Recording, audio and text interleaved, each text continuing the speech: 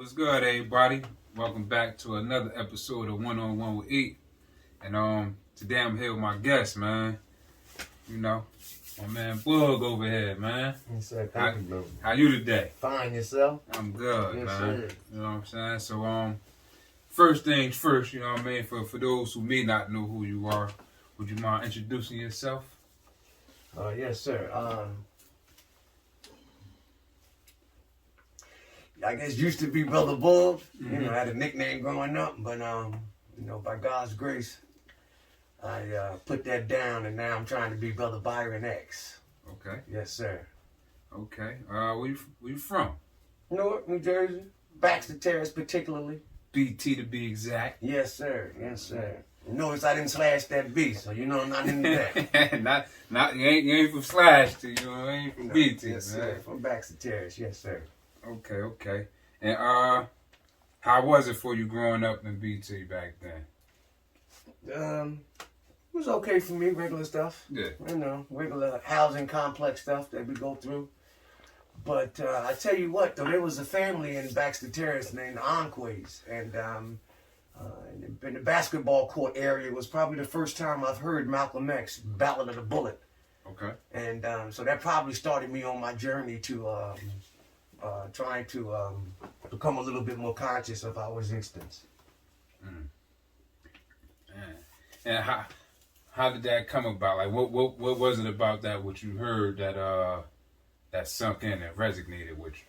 Yes, sir. Yeah, you know, I guess as I started to get arrested, you know, in life for certain things, and you know, sitting in jail can be uncomfortable. Mm-hmm. You start asking yourself, how did you get here? How did we get here? Certain things like that started registering. I mean, you know, I started asking myself, and just trying to start figuring stuff out, you know. Yeah, and you just reflected back on, you know, hearing Malcolm's, so to say. Mm-hmm. To some degree, he started me on an idea of how we got here.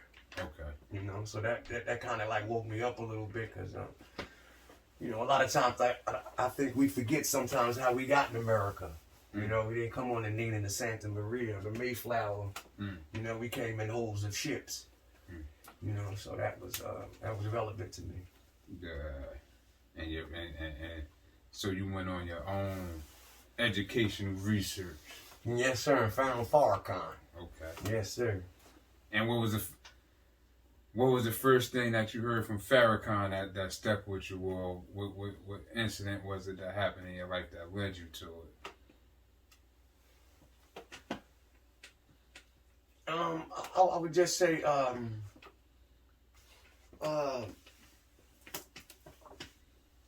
yeah, just growing up, being light skinned too, I guess.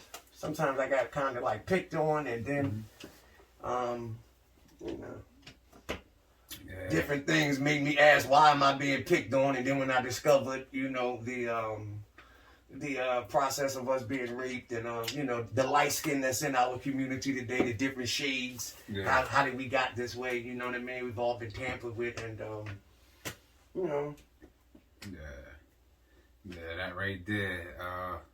You know, even sort of recently, you know what I mean, over the past few years, we even seen that played out on social media.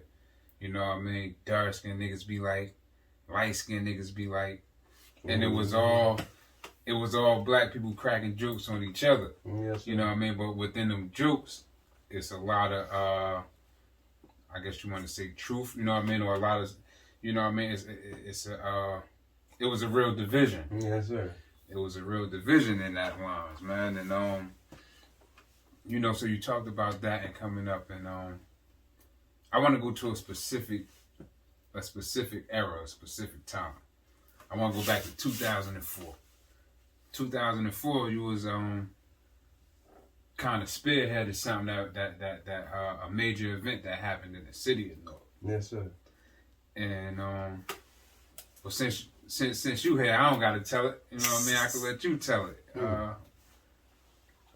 Yes, sir. Enlighten the people on what happened in 2004. Yes, sir.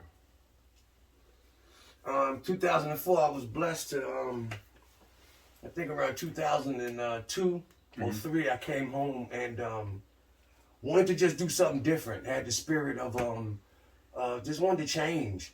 and I came home, and my neighborhood had taken on a new culture, which was the youth organization called CRIP, Grape Street to be particular. So in that process, some of the brothers I grew up with and younger people in the community started taking on that posture. So, and me being aware of the violence that started the calls, you know, I just wanted to work diligently in my neighborhood to try to bring some type of calm and peace to it, you know, considering the fact that I had a few years in the complex. So I, you know, just tried to utilize some of my relationships. And at that time, some of my friends had, you know, just started taking on that new role. Okay. You know, it was kind of new to the city. And so, you know, I would reach out to my friends and, just try to get an understanding of what's going on. And then, you know, for us, Brother Baraka was already in the city trying to reach out and do some things too, using his relationships growing up on Avon Avenue and things of that nature. You know, he would reach out to certain individuals in the city that also took on that the youth organization's behavior. And so in that process, we clicked up, we met, and we started to organize for the 2004 ceasefire initiative. And I believe Redemption came out with Jamie Foxx around that time. And then it was just showing us, it was just showing me at least, that there have been in the past groups that have come together. So it gave me an idea, like, you know, this can happen. We can, you know, we probably need to get started doing it in Newark so that we can try to start getting ahead of it, you know. And so in the city of Newark, you know, 1992, Grape Street had led the charge in Watts. So I was just trying to reconnect them to that spirit and let them know that, you know, if you're in conjunction with the motherland, you know, it's okay for you all to take the lead with this and, you know, say you want to be about peace, and, you know, peace ain't about no chump stuff. You know, so, yeah, we was blessed, yeah. And, you know, you spoke of the movie Redemption with Jamie Foxx, right? And in that movie, Jamie played the role of Tuki. And, you know, and it showed him reform his life. Yes, sir.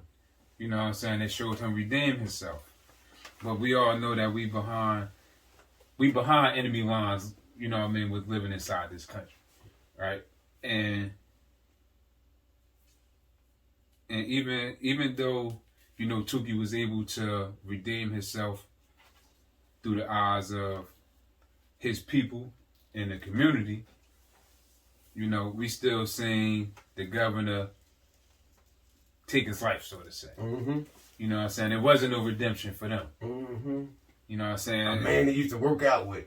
Yeah. They used to work out together, Arnold Schwarzenegger and Brother Tuki. Yeah. And it just and you know, so that goes to show that it's real power in this, you know what I mean, and in peace. Yes, sir. You know what I'm saying? Like they'll let you tear each other up all day. You know what I'm saying? But you know, one of the things that we do know, you know what I mean, from the examples that we have that came before us, such as Tuki, Martin, Malcolm, Hampton, Huey P, Bobby Seale, you know, their superpower was organizing and unifying, right? Yes, sir. And y'all was able to organize and unify the city of Newark in 2004. But how long did it stay before it actually crumbled in and fell apart? Yeah, that's a good question. Not long, because I don't think that we had the whole totality of the endeavor planned out, you know. So that's the difference today with the Newark Peace Agreement. You know, we understand that, and in studying the past ceasefires or peace treaties amongst the youth organizations, there's never been a support piece. There's never been nothing to come in my opinion, based off of my study, nothing to come in and support what the brothers have agreed to. You know, so usually it's just been the brothers come together, they agree, they try to do some things or whatever, and then it always goes down. I mean, when Brother Nipsey passed away, I think one of the things that we liked about brother is that he was in the process of ending a 40-year conflict that those two youth organizations had been going back and forth with. You know, and he was visiting every neighborhood, utilizing his talents and whatever, his relationships to say, look, I want to bring this to the table.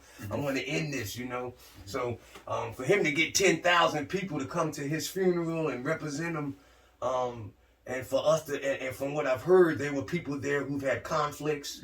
You know, they put that down for that day. To me, the only thing that was missing was the economical piece. Okay. You know, us coming together saying, look, let's, you know, because our resources, if we pull our resources together, I believe that can end what we're going through. Okay. And, you know, like you even just spoke of Nipsey, right? And what was this, 2015, 16? Or 16 or 17, when we was, you know what I mean, able to go out there to California and visit California. And we didn't go to, well, I ain't even gonna say California, but we went to LA. We went to the heart of these neighborhoods. Yes, sir.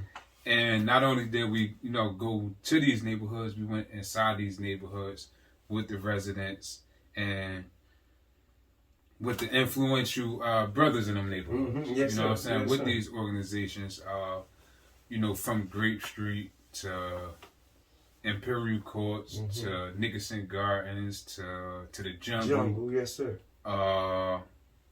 You know, we even visit Nipsey Hill. We even rode through 60s. We did the whole 60s. We Yes, even sir. did Hoover, and we was able to get information from these brothers. You know what I'm saying? To have conversations with them. And from that trip, like, what was the biggest thing that stuck with you? The intervention. I mean, the fact that the city knows about individuals. You know, the post or the responsibility of an interventionist, or that word or that character is welcomed in the city. I like that. Yeah. Yeah, I liked it that. You know? Yeah. And you know, I share with my audience and my platform all the time. Like, the biggest thing that I brought back from that was seeing the two brothers. Oh yes, sir. You know what I'm saying? Stand next to each Nico. other. Yeah. You know what I'm saying? They was able to stand next to each other just as well as me and you sitting next to each other having a conversation. Yes, sir. And you know, they assaulted each other. You know what I'm saying? They both shot each other numerous times. And they was able to end their beef. Yes, sir. Yeah. You know what I'm saying? And stand together for one common cause. And that was to unify, you know what I'm saying, unify their people. Well, our people, so to say. Yes, sir. You know what I'm saying? They was able to put aside their differences Yes, of sir. shooting each other and, you know, trying to kill each other. Yes, sir. Yeah. And yeah, so that right there, that stuck with me heavy. And you know, that's what brings us to what we doing right now today in present day with the Newark Peace Agreement. And if you don't mind, you know, sharing with the people what the Newark Peace Agreement is. That's a good question. The Newark Peace Agreement is like a black agenda. Okay. You know, it's we would like it to try to answer some of the ills that affect our community. So it's everything to me. No, Yeah. but it's like a black agenda. It's just going to address our social. It should address our social and economical ills that we go through. You know, we want to increase. You know. Yeah. Getting married, Yeah. you know what I mean? I mean, it's just a lot of things that we need as a people in our community to start strengthening that family life. You know what I mean? There are not too many families in our communities where there's, you know, mothers and fathers sitting down cooking and stuff. So, you know, the No Peace Agreement hopefully is going to be able to allow us to have a platform where we can resolve our issues, resolve some of our issues, also address some of the individuals that are making money off us in our neighborhoods, you know. So we want to be able to, you know, do stuff like that. Okay. And So right now, we in the latter days of February, right? So you give it a rough estimate of how long have the Newark Peace Agreement been instituted into the city of Newark? Well, with your help and new direction, I think it's going on about 60 days, maybe a good 60 days now. And we just got to get to these brothers and sisters and clear up some of the concerns in reference to it. Like they asked the same questions: what is the Newark Peace Agreement? And like I said, it covers a lot of areas. There's things for black teachers to do. There's things for the police to do. There's things for the clergy to do. There's a role for everyone to play in this. We're trying to, like I said, get a support piece. Where we can have, if Chancellor Avenue and Lions Ave agree to having peace and things of that nature, we need some resources to get over there. And some of those resources is going to be a little difficult because 80% of Newarkers is renters. So in order for us to start revitalizing our neighborhoods, we got to link up so that we can push up on the landlord, who's been just making a muck of all of us. In the South Ward, you got all these gates from 1980. You know what I mean? All these iron gates, we just gotta. So hopefully, when the brothers come together and iron out their differences and stuff, and if there's 20, 25 brothers in the neighborhood, maybe we want to be able to get them jobs, and hopefully within 6 months to a year, that neighborhood being under the Newark Peace Agreement, there's no more drug activities. We're hoping that the youth can inspire a whole generation to just want to stop indulging in that behavior.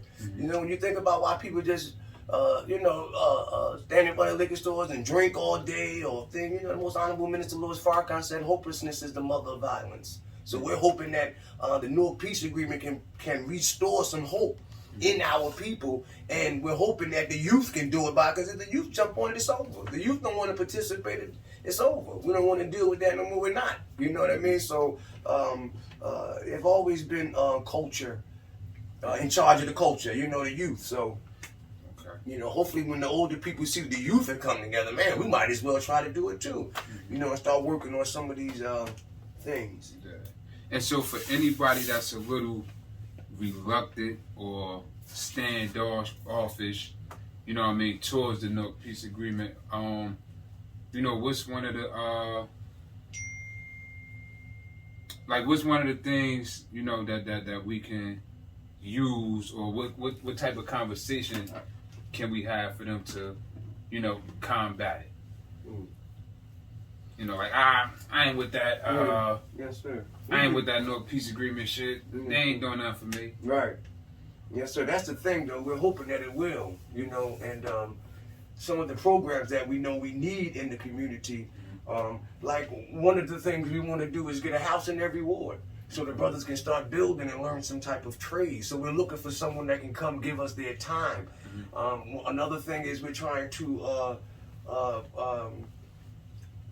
just show that if 1,000 people in the city of Newark just supported the Newark Peace Agreement, you could be a retiree. You could be just off work, your family left, you just here by yourself. You want to give $10 a week to a program that's going to help get brothers off the corner. The Newark Peace Agreement, we would love it to be able, we want it to be an answer to get our brothers off the corners. It's only 4%, in the city that's supposedly participating in the violence or outside, using, hustling or things of that nature to get by or whatever. So we're hoping the Newark Peace Agreement can be an answer to us, that we can go and get 1,000 people off the street. That's what the estimate says. So it's like 144,000 black people, and we're letting just 4% make a muck and do whatever. It's so we need to cover down for our brothers. That 96% need to cover down and make a way for them. Instead of just trying to sit back and hear all of the stuff that's going on. So that's what we're hoping to do. Okay. And just as another estimate, how many neighborhoods would you say that the Newark Peace Agreement already have, willing to give it a try? Yes, sir. About 2 right now signed up. And when I say signed up, it doesn't literally mean literally. That's just a figure of speech. We've learned from the past that the law enforcement can come right in back of this process and try to use their language to incarcerate people or things of that nature. And that's why it's pretty much a scare in the city of Newark. When you we be out and about, everyone, oh man, you talking about peace, man, y'all going to jail. Yeah. I'm putting a gun down and stopping my behavior gonna send me to jail? What, they wanted me to keep doing? and when I first heard that was one of the funniest shits that I heard at that moment. Yes, sir. Cause it was just like, oh, you off that peace shit? Oh Right. man, you going to jail, bro. Them niggas going to jail fucking with that peace shit. Yes, sir. And it's just like, that goes to show you how afraid that our people really are of our true enemy. Yes, sir. You know what I'm saying? Because you could go out there and you could go shoot it out with whatever nigga you want to. You know what I'm saying? But if you sit down and instead of shooting at your brother, you work with him, you're afraid to go to jail for that. Mm-hmm. You know what I'm saying? That's a narrative. Mm-hmm. You know, and one of the main things, that's one of the main things that comes as a pushback, because it's it comes to a trust issue, right? Yes, sir.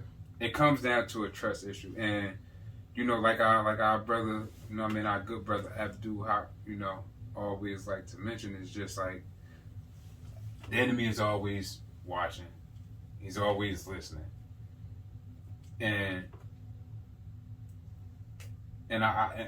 I'm saying that because I don't want to give them too much because we got a lot in the works, but it's just like, okay, Judas and a Black Messiah, right? Yes, sir. For instance, it took me a long time to even want to watch the movie, right? And I didn't want to watch the movie because I didn't want to watch the movie from the perspective. I didn't want to see Fred Hampton's story be told from the perspective of the snitch. Mm-hmm. But shockingly, I seen it, and automatically you got resentment towards it because you actually getting to see it played out in live motion, right? Mm-hmm. So no matter how many times you hear his story or you read his story, but to actually see it get played out is always gonna be fucked up, right? Right. So, but one thing that I did surprisingly do was I caught empathy for the rap, because I understood how they use our young brother. Yes, sir. Yes, he sir. was now today I feel like he was a victim just as much as Fred was a victim. Yes, sir. Because they preyed on his fear. Yes, sir. And you just realizing that they was 19, 20, 21 years old. Yes, sir. And he was selfish. He didn't want to face his own consequence. Yes, sir. Yeah. So what he did was he tried to protect himself from doing his little prison bid, and they fed him in inch by inch. Get inside. Right now he get inside. Now let's do this. Yes, sir.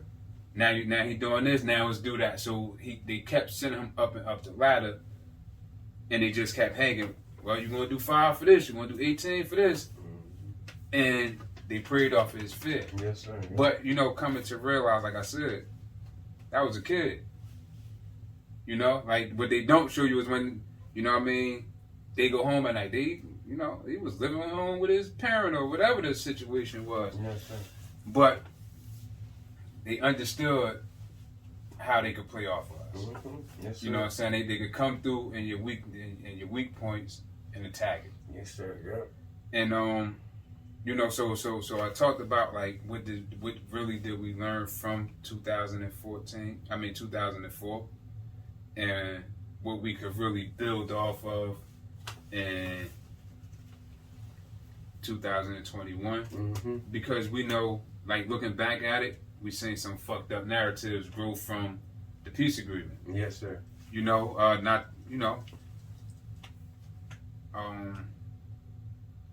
Rumors.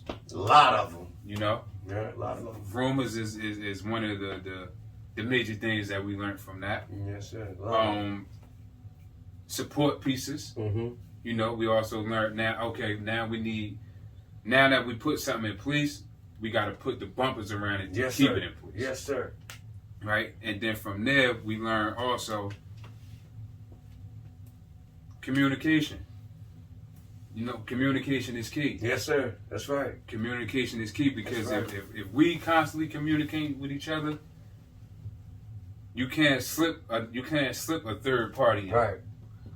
That's right. No third party. Yeah. That's right. And so I believe like you know, we stay on top of that.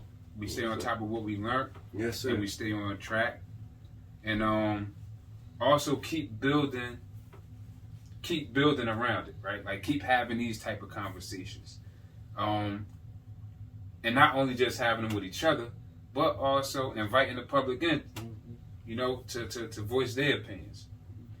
And so one last thing I do want to ask you before we wrap it up is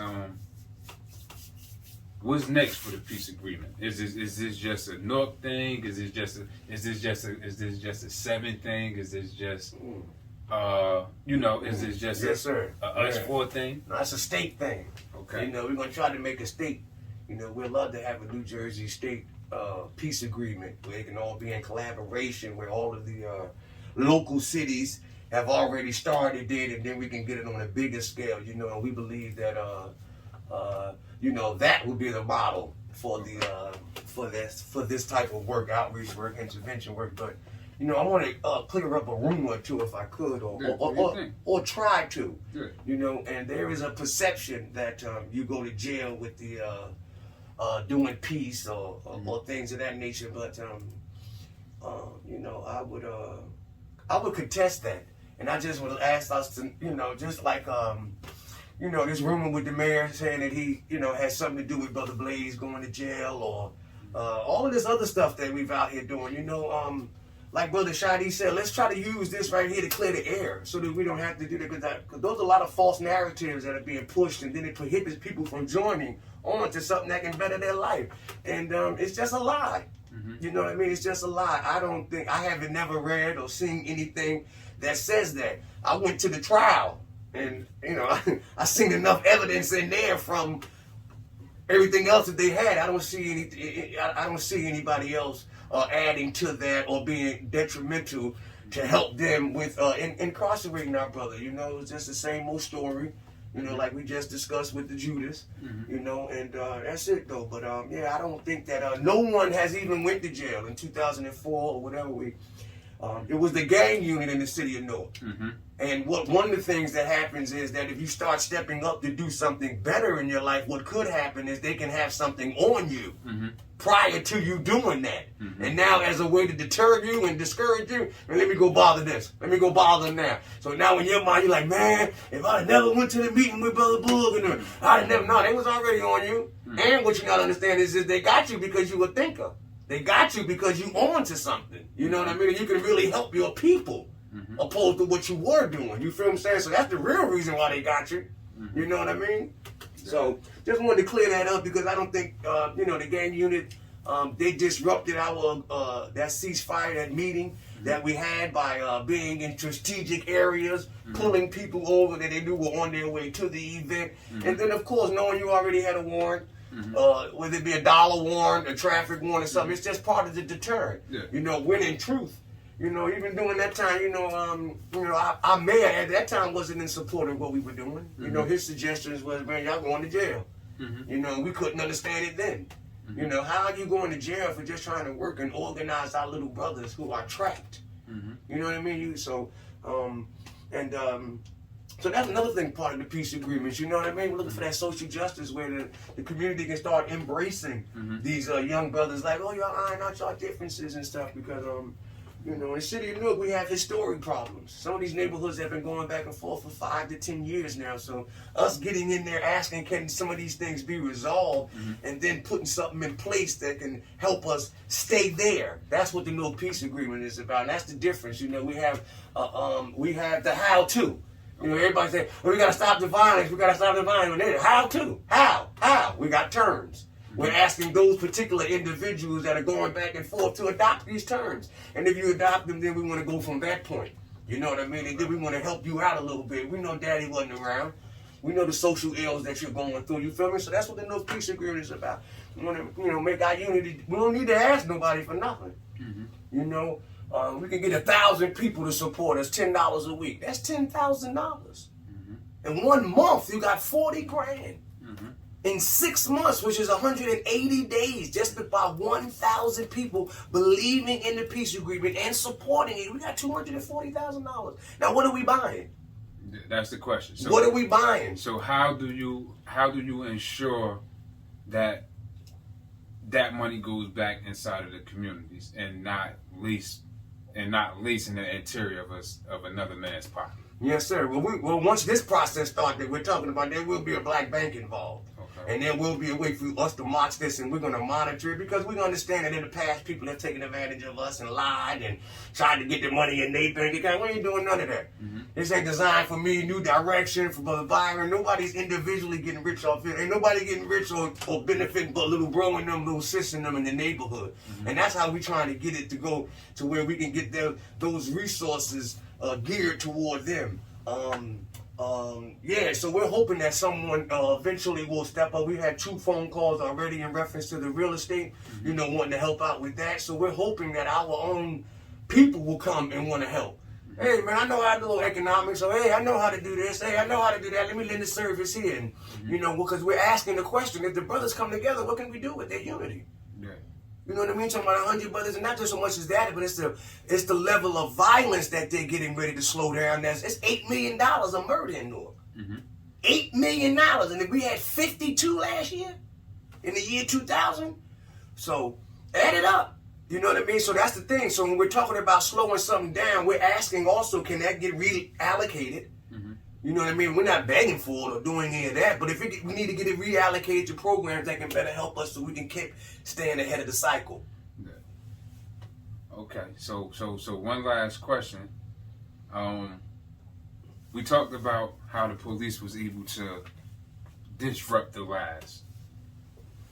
What's some of the tactics or plans, or even if we don't want to answer it, but are there plans involved to not let that happen this go around? Yes, sir. Yes, sir. Okay. Need to know basis, stuff like that. Yeah. Need to know basis. That's it. We're not going just know, right? You know what I mean? Yeah. But we got that covered this time. Yeah, because they'll lie and say these are gang meetings. They'll lie and say that they're not what they are. And that's their job. Yeah. You know what I mean? To be disrupted, that's their job. And it's our job to do what we got to do: cover down and get that right cover that we need. You know what I mean? The brothers are sitting here ironing out their differences. You know what I mean? A lot of times people be, I got to say something for you, but you really can't.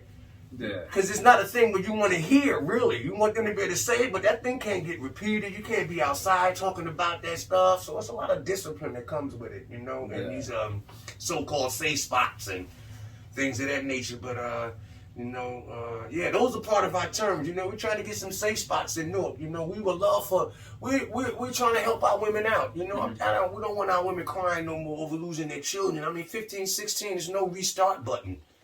So we understand that, and we're trying to figure out a way to help get this to the youth so that they can start adapting it and become a process that before we go right to them pistols or before we act other than ourselves, we know there's brothers in the neighborhood working as how let's call them. So that's what we're trying to push and get it embedded in our community that it can be real. You know how in the, what was that, Doughboy? Yeah. What was that, when he got out the car? Yeah. Let me out, though. Yeah, he said, man, let me out, man. Yeah. That's what we wanted. We want the No Peace Agreement to be able to be an option for brothers to say, hey, man, I don't necessarily want to, you know what I mean? You can get a way out. We understand peer pressure. And doing things and then not really wanting them to do. And then plus, let's just take in consideration that the brain is undeveloped before it's 25 years old. You know what I mean? So any decisions you make really is from an undeveloped brain. You know what I mean? So that's what we're asking our youth to just, take heed to that and slow down. Yeah. And I think the best way to do that is, our method is to lead by example. Yes, sir. Yes, sir.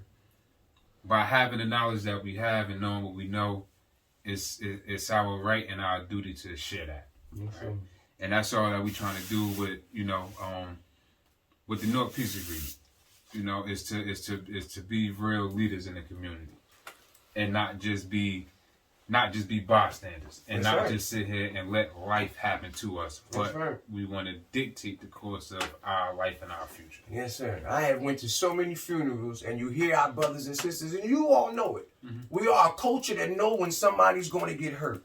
I know that Brother Shadi just got into an argument at Exit 11. We all know it. We're part of the culture. So what we're asking the culture to do is now just pick this 6 terms up and start saving a life or two. Everybody doesn't have to die over a drink, or because he was this, or he stepped on this, or he wants to have sex with this girl and you do too, or whatever these differences are that we go through. You know, we're asking us to implement these 6 terms so that we can take a second look at them, you know, and review it.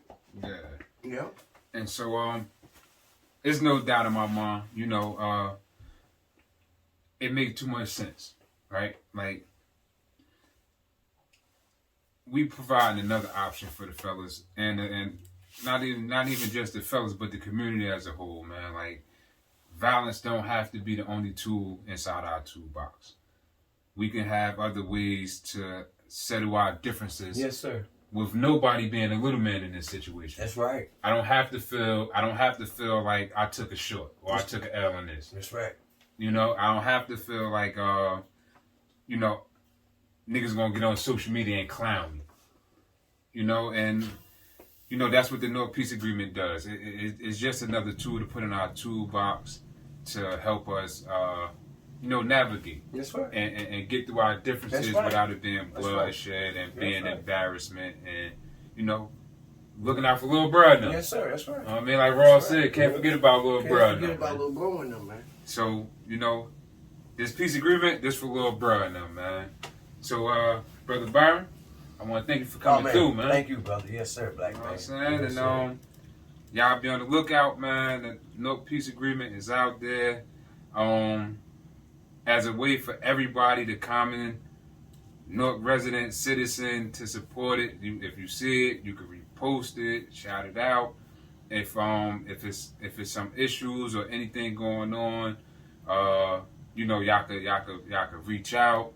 If it's some, you know, anything going on. If it's some people hanging out and they don't know about it, you know, look, direct them to it, whether it's social media, whether it's a physical flyer, whether it's even just having a conversation.